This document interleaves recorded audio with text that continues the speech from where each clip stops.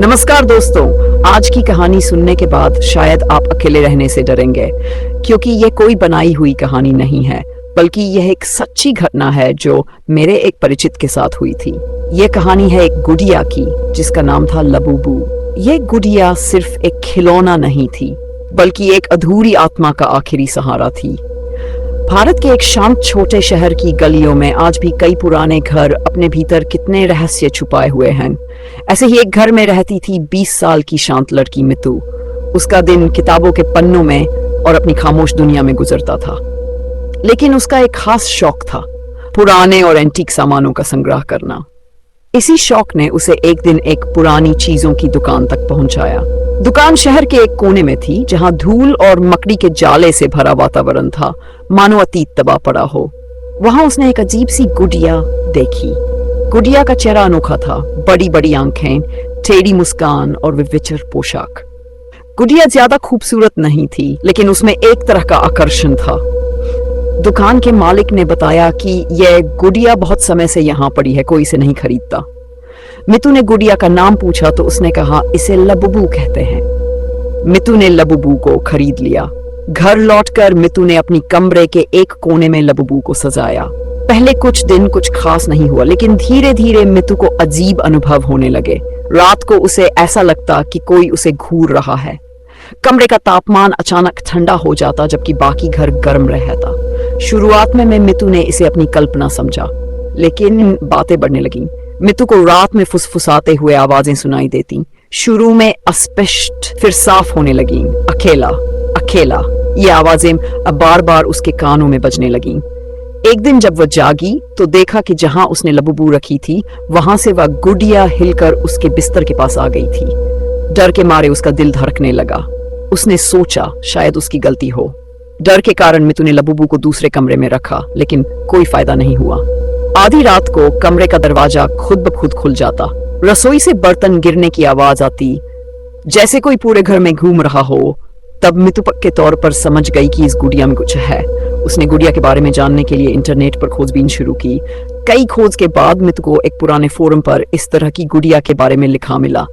उसमें बताया गया कि ऐसी गुड़िया असल में एक श्रापित कारीगर द्वारा बनाई जाती हैं। इन गुड़ियों में उस कारीगर की अधूरी इच्छा और एक मृत बच्चे की आत्मा बसी होती है। बच्चा अपनी प्यारी गुड़िया के साथ दफनाया गया था, लेकिन उसकी आत्मा मुक्त नहीं हो पाई। गुड़िया उसकी आत्मा का आश्रय होती है। यह जानकर मितू और ज्यादा डर गई। उसने समझा कि जो कुछ हो रहा है वह काल्पनिक नहीं, बल्कि एक असली भूत या घटना है। उसने गुड़िया को घर से बाहर निकालने की ठानी, लेकिन जब भी वह गुड़िया को छूती, उसके हाथ में ठंडक की तेज अनुभूति होती और गुड़िया उसकी ओर देखकर मुस्कुराती। मितू ने गुड़िया को फेंकने के लिए बाहर ले जाकर रखा, लेकिन सुबह देखी कि गुड़िया फिर उसके कमरे में ही है। तब उसने समझा कि यह आत्मा उसके साथ रहना चाहती है।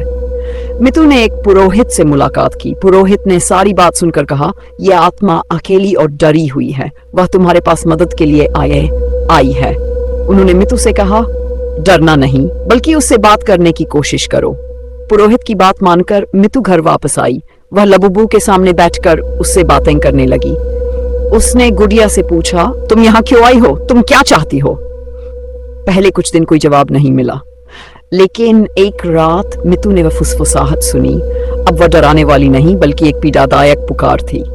आत्मा ने कहा, मेरे पिता ने मुझे ये गुड़िया दी थी, मैं बहुत अकेली हूँ, मैं अपनी माँ से मिलना चाहती हूँ।